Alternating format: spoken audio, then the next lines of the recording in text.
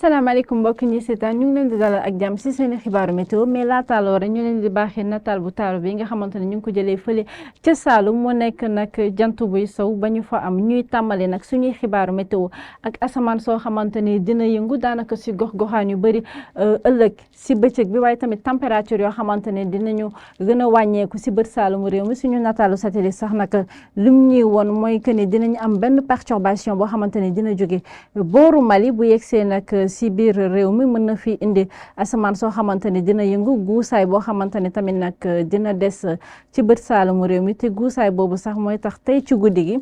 fu ci mel ne Kolda Kédougou mën a yëg ba ci Tambacounda ak Bakel mën nañ fa am ay taw yoo xamante ne dina ànd ak ay dënnu bu ñëwee nag ba Ziguinchor Sédhiou taw yi dina xaw a yemamaay rek du ànd ak ay dënnu waaye tamit fële ca Podor ak Matam mën nañ fa am xeetu taw yu mel noonu bu ñëwee nag ba ci Linguère ak Kaffrine asamaan si dina am ay niir waaye bu ñëwee ba si booru Dakar Saint-Louis ak daanaka li des si réew mi yëpp niir yi dañuy doxantu kese. température yi nag toll si ñaar fukki degré ak ñett ñu koy am si Kolda Kédougou waaye tamit fële ca Tambacounda ba si ñaar fukki degré ak juróom benn ñu koy am daanaka si gox-goxaan yu bëri ci réew mi suba si bëccëg bi taw yooyu ànd ak ay dënnu ñu amoon ko si bët Saalum bi waaye tamit fële ca penku réew mi mën a yegg si nag si yenn gox-goxaan yi ci réew mi localement rek waaye bu ñëwee ba si booru Saint-Louis Dakar Louga ak Thiès ba ci Mbour sax foofu ay taw yi yamamaay rek la ñu fay xaar tàngaay bu ànd ak guusaay bi nag di fi dese ni donte sax température yi dinañu xaw a wàññeeku si bët Saalum bi xam ne fan yi yëpp ñu ngi fa doon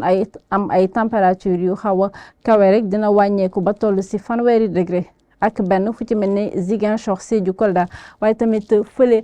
ca Tambacounda fanweeri degré ñu koy am si Louga fanweeri degré ak ñett nag ñu koy am ci booru Saint-Louis fanweeri degré ak juróom-ñeent ñu koy am ca Podor daanaka foofu mooy gën a tàng suba